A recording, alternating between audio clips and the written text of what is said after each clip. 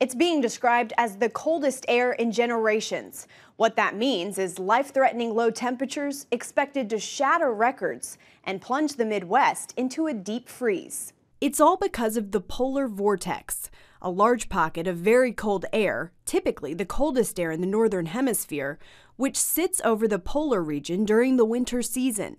Well, that air has found its way to the United States. This is just not, oh, it's January, it's getting cold. There were a bunch of things lining up in the preseason, and they've all come together for this extreme event that's going to be occurring over the next 4 or 5 days. The extreme temperatures started in the upper Midwest on Sunday, with temperatures plummeting well below zero. But believe it or not, the worst is yet to come. Wind chills of 50 to even 60 below zero are expected across the Midwest this week, causing government officials to declare states of emergency from Wisconsin all the way down to Alabama. By the way, I've dubbed this Cold-Mageddon because if it can get to 25 below in Chicago, that's far beyond this polar vortex stuff. One of the most dangerous aspects of this deep freeze is how long it will stick around. Parts of the Midwest could be experiencing those sub-zero temperatures for 48 to 72 hours.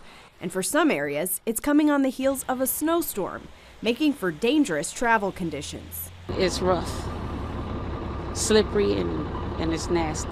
I wouldn't want to drive in this type of weather at all. For reference, by Wednesday, Chicago could be colder than Mount Everest, Antarctica, and even Siberia.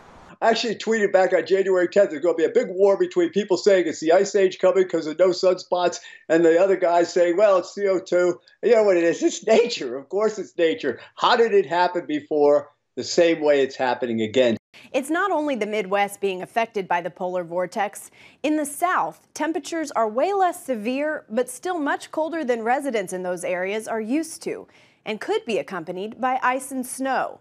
In Atlanta, where the Super Bowl is happening Sunday, flights have been canceled, schools are already being canceled, and emergency preparations are underway. Caitlin Burke, CBN News.